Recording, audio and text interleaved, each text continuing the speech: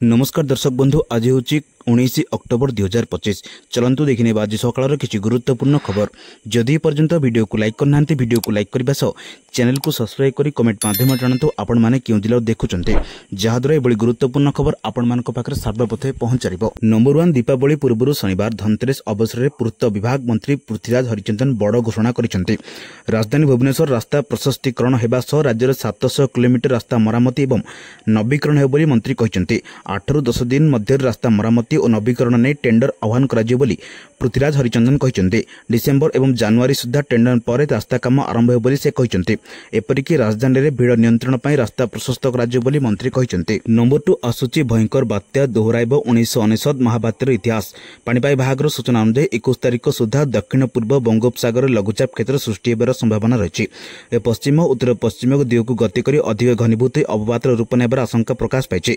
दक्षिण और पश्चिम केन्द्रीय बंगोपसागर परवर्ती 48 घंटे यह अवपातर रूप नेब अक्टोबर लघुचाप अवपात संभावना को नेबा आशंका सृष्टि करिछि। नंबर 3 आसंता 20 तारिख दीपावली पर्व उपलक्षे अतिरिक्त छुट्टी घोषणा करिसेंति राज्य सरकार। नुआपड़ा जिला व्यतीत राज्यर अन्य सबु सरकारी कार्यालय बंद रहिबा नै घोषणा होइछि।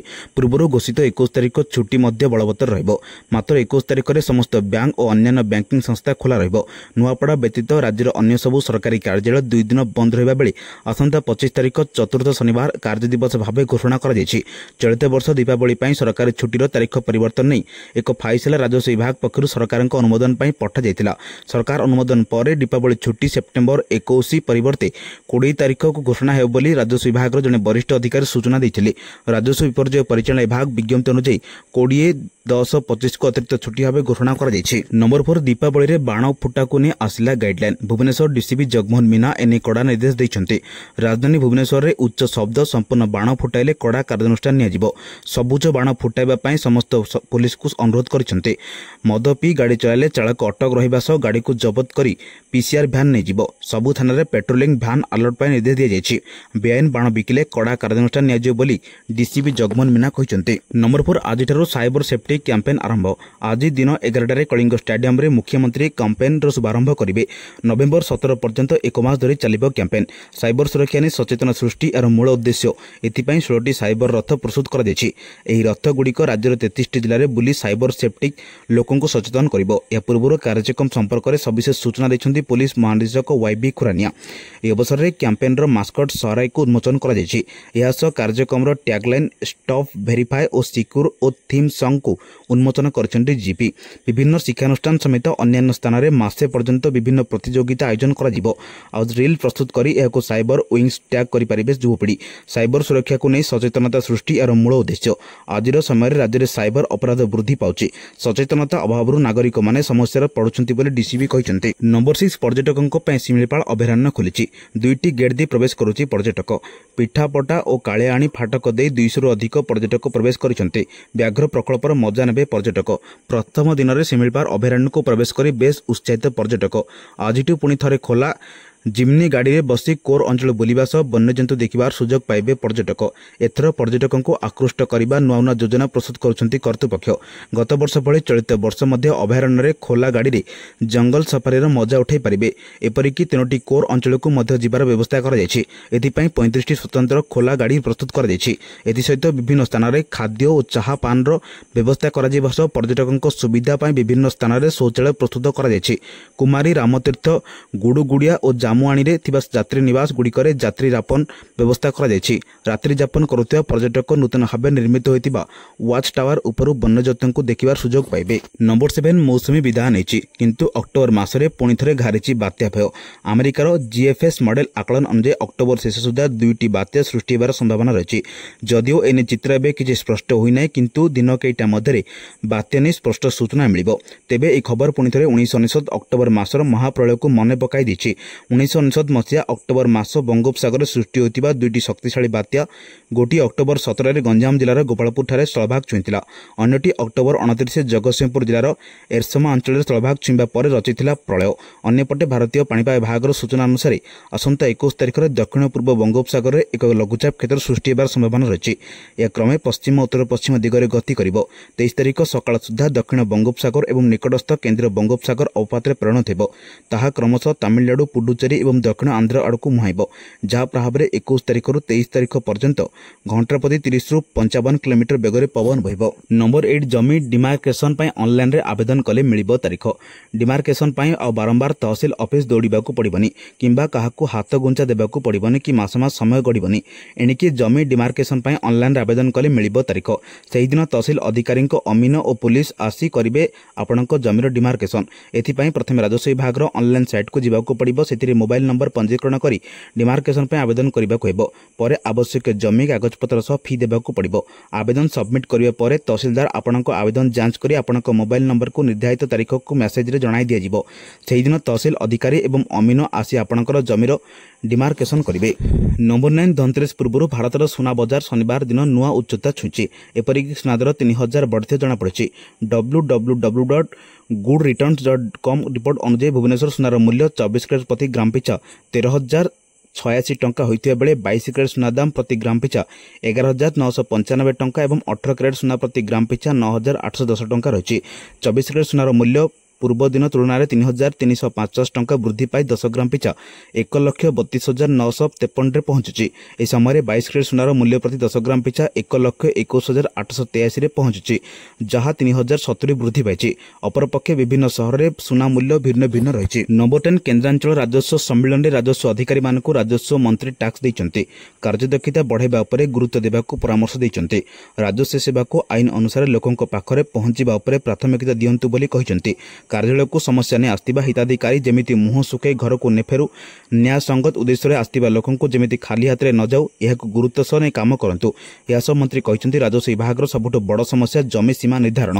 ଏ ବ୍ୟବସ୍ଥା ଅନଲାଇନରେ ଆରମ୍ଭ ହୋଇଛି। ଜମି ପଞ୍ଜୀକରଣ ଭଳି ଜମି ସୀମା ନିର୍ଦ୍ଧାରଣ ପାଇଁ ସ୍ଲଟ୍ ନିର୍ଦ୍ଧାରଣ କରାଯିବ। ରାଜସ୍ୱ ବିଭାଗ ପୋଲିସ ମିଳିତ ଭାବେ ଅନୁଧ୍ୟାନ କରି ସମୟ ଓ ତାରିଖ ନିର୍ଦ୍ଧାରଣ କରିବେ। ନମ୍ବର 11 ବିହାରର ମୋଟ 243ଟି ବିଧାନସଭା ଆସନରୁ ପ୍ରଥମ ପର୍ଯ୍ୟାୟ ନିର୍ବାଚନ ପାଇଁ 121 ଆସନରେ 1,698 ଜଣ ପ୍ରାର୍ଥୀପତ୍ର ଦାଖଲ କରିଛନ୍ତି। ପ୍ରଚାର ପାଇଁ ମଝିରେ ମାତ୍ର 17 ଦିନ ବାକି ରହିଛି। ଏନ୍ଡିଏର ପ୍ରଚାରକୁ ବଳ ଯୋଗାଇବା ପାଇଁ ବରିଷ୍ଠ ବିଜେପି ନେତା ତଥା କେନ୍ଦ୍ର ଗୃହମନ୍ତ୍ରୀ ଅମିତ ଶାହ 3 ଦିନ ହେଲା ବିହାରରେ ଡେରା ପକାଇଥିଲେ। ପ୍ରଥମ ପର୍ଯ୍ୟାୟ ନିର୍ବାଚନ ପାଇଁ ପ୍ରଧାନମନ୍ତ୍ରୀ ନରେନ୍ଦ୍ର ମୋଦି ଅକ୍ଟୋବର 23ରୁ ଆରମ୍ଭ କରି 12ଟି ରାଲିରେ ଯୋଗ ଦେବେ। ମହାଗଠବନ୍ଧନ ବିରୋଧରେ ଜୋରଦାର ପ୍ରଚାର ପାଇଁ ଏନ୍ଡିଏ ନେତାମାନେ ଅଣ୍ଟା ଭିଡ଼ିଛନ୍ତି। ସେପଟେ ଅଡୁଆରେ ପଡ଼ିଛି ମହାଗଠବନ୍ଧନ। 10ଟି ଆସନର ମହାଗଠବନ୍ଧନର ବିଭିନ୍ନ ଦଳ ପରସ୍ପର ବିରୋଧରେ ପ୍ରାର୍ଥୀ ଦେଇଛନ୍ତି। ନମ୍ବର 12 ସୁନ୍ଦରପଦା କୁହା ନିକଟସ୍ଥ ଜାମୁକୋଇଲି କୃଷ୍ଣ ଗୋଶାଳାରେ 546ଟି ବୁଲା ଗୋରୁ ରହିଥିବା ବେଳେ ହେଠାରେ ଥିବା ପୁରୁଣା ବର୍ଜ୍ୟବସ୍ତୁ ସଫା କରିବା ପାଇଁ Bhubaneswar municipality corporation BMC 25,000 kilogram ଗୋବର ନିର୍ମାଣ କରିବ। ଗଦା ହୋଇଥିବା ଗୋବରକୁ ସାରରେ ପରିଣତ କରାଯିବ। ଏହା ଘରୋଇ ସଂସ୍ଥା ଦ୍ୱାରା ପ୍ରତିଦିନ ନୂତନ ଗୋବର ସଂଗ୍ରହ କରାଯାଇ ବାୟୋଗ୍ୟାସ୍ ଉତ୍ପାଦନ କରାଯିବ। ପ୍ରଥମ ପର୍ଯ୍ୟାୟରେ କୃଷ୍ଣ ଗୋଶାଳାରେ ଗୋବର ନିଲାମ ପାଇଁ ଆମେ ଏକ ଘରୋଇ ସଂସ୍ଥା ସହିତ ଚୁକ୍ତି କରିଛୁ। ସହରରେ ଆହୁରି 4ଟି ଗୋଶାଳା ଅଛି ଯେଉଁଠାରେ ନିଲାମ ଯୋଜନା ସଫଳତା ଆଧାରରେ ସମାନ ପଦକ୍ଷେପ ନିଆଯିବ। ଏ ପଦକ୍ଷେପ ପ୍ରଦୂଷଣ ମୁକ୍ତ ଏବଂ ସ୍ୱଚ୍ଛତା ଗୋଶାଳା ଏବଂ ନାଗରିକ ସଂସ୍ଥା ପାଇଁ ରାଜସ୍ୱ ସୁନିଶ୍ଚିତ ବୋଲି ବିଏମ୍ସି ଅତିରିକ୍ତ କମିଶନର ରତ୍ନାକର ସାହୁ କହିଛନ୍ତି। ନମ୍ବର 13 ପବିତ୍ର ଧନତେରସ ଓ ଦୀପାବଳିକୁ ନେଇ ସୁଧାର ଚାହିଦା ବଢ଼ିବା ସହ ତାର ଦାମରେ ମଧ୍ୟ ବୃଦ୍ଧି ଘଟିଛି। शुक्रवार दिन भुवनेश्वर में 22 ग्रेड सुना दाम प्राय 3000 टंका बढ़िया बेले रूपा केजी मूल्य 3000 टंका कम होची। 22 ग्रेड सुना 10 ग्राम पिछा 3050 टंका बढ़ी 1,21,000 टंका होची। 24 ग्रेड सुना मूल्य 3330 टंका वृद्धि पाए 1,32,770 टंका होची। दर वृद्धि पाई किछि दिन धरी चर्चा थिबा रूपार केजी पिछा दाम भुवनेश्वर शुक्रवार दिन 3000 टंका कम होई 2,03,000 टंका को खसी आछि। गत 2 दिन रे रूपा 4000 टंका सस्ता होची। चलित मास 8 तारिख पर रूपा मूल्य रे 40,000 टंकार वृद्धि घटिला। फल सहर में हठात रूपा बार और कॉइन रे चाहिदा बढ़ी जाइतिला। ग्राहक माने ताहा किनिबा लागि दुकान रे भिड़ लगाउथिले मध्य न पाई निराश होइतिबा व्यवसायी महल जणा पड़िछि। नंबर 14 जातीय शिक्षानीति 2020 आधार सीबीएसई 10म श्रेणी छात्र छात्री 2टी बोर्ड परीक्षा देबे। प्रथमटी हेबो मेन परीक्षा और द्वितीयटी इम्प्रूवमेंटम परीक्षा। बोर्ड परीक्षा रे बोझ लाघव करिबा पई केंद्र सरकार पक्षरु बड़ी योजना करा जायछि। यह 2026 कार्यक्रम हेबाकु जाउछि। उभय परीक्षा रे विभिन्न विषय रे रखिथिबा नंबर मध्य सर्वोत्तम नंबर को विचार करी चूड़ांत फल प्रकाश पाइबो। सीबीएसई 10म श्रेणी प्रथम बोर्ड बा मेन परीक्षा फेब्रुआरी मास मध्यभाग एवं इम्प्रूवमेंटम परीक्षा मे मास प्रथम सप्ताह अनुष्ठित हेबो। उभय परीक्षार पाठ्यक्रम और प्रश्नपत्र शैली समान रहिबो। प्रथम परीक्षा फलाफल 2026 एप्रिल और द्वितीय भाषा परीक्षार चूड़ांत फलाफल जून मासरे प्रकाश पाइब। नंबर 15 भारतीय सेनार सामिल है 113टी इलेक्ट्रिक बस जहाँकि सेमानक पई एक बड़ पदक्षेप। भारतीय सेना 17 अक्टोबर 2025 रे जेबीएम ऑटो लिमिटेड सहित एक चुक्ति स्वाक्षर करथिला जार मूल्य 130.58 कोटी थिला। यह सेनार प्रथम एपरि क्रय जहाँ प्रधानमंत्री ई ड्राइव पदक्षेप अधीन स्वच्छ और सबुज परिवेश दिगरे एक प्रमुख पदक्षेप। एही इलेक्ट्रिक बस गुड़िकर प्रवेश सेनार समस्त 3टी शाखा प्रजुक्ति विद्या और परिवेशगत उन्नतिर एक नूतन जुगर आरंभ करिबो। यह जीवात्म इंधन उपर निर्भरशीलता ह्रास करिबो एवं सबुज प्रजुक्ति विद्या को प्रोत्साहित करिबो। भारतीय आईडीडीएम वर्ग अधीन रे कराଯାଇथिबा ए क्रय भारतर स्वदेशी उत्पादन क्षमता एवं आत्मनिर्भरशीलर एक प्रमुख उदाहरण। ए पदक्षेप केवल प्रतिरक्षा बाहिनी को आधुनिक करिबो नाही बरं एक आत्मनिर्भरशील भारत एवं नेट जीरो कार्बन निर्गमर लक्ष्य दिगरे एक गुरुत्वपूर्ण योगदान देबो। नंबर 16 सारा विश्व में जलवायु परिवर्तन चिंतार कारण पलटिछि। तेबे जलवायु परिवर्तन पर आवश्यक वर्षार परिमाण कमिबा, अत्यधिक गरम शीत ठीक समय नहबा भली अनेक परिवर्तन सह बात्या बन्या भली विपर्यय लोकों धनजीवन उपर खराब प्रभाव पकाइछि। अनेक स्थान में वर्षा बेक्षणी भूस्खलन भली विपर्यय एवं चिंतार कारण साजिछि। एवं विपद समय किभली मुकाबिला कराजिबो, विशेषकर जलवायु परिवर्तन जोगु घटुतिया विपर्यय को परिचालना करिबा पई परिचालना कमिटी गठन करा जायछि। ए अवसर में ग्रीनबाड़ी पंचायत मीडियागुड़ा ग्रामर काका महापड़ा जागृति अनुष्ठान कार्य संयोजक धनेश्वर साहू अध्यक्षतार अश्विनी प्रधान नेतृत्व में कमिटी गठन होता। ए कमिटर मुख्य कार्य है ग्रामर संबल आकलन करा सहित विभिन्न स्थान चिन्हट सह सुरक्षित रही गृह चिन्हट करने परिचालना कमिटी सेपरि ग्राम को किभली विपर्यय समय सहायता करने नहीं ए कमिटी कार्य करिबोली कहुछि। नंबर 17 21 तारिख सुधा दक्षिण पूर्व बंगोपसागर लघुचाप क्षेत्र सृष्टि होपे। ए पश्चिम उत्तर पश्चिम दिगु गति कर घनीभूत अवपातर संभावना रही। दक्षिण और पश्चिम केन्द्र बंगोपसागर परवर्ती 48 घंटार अवपातर रूप नेब।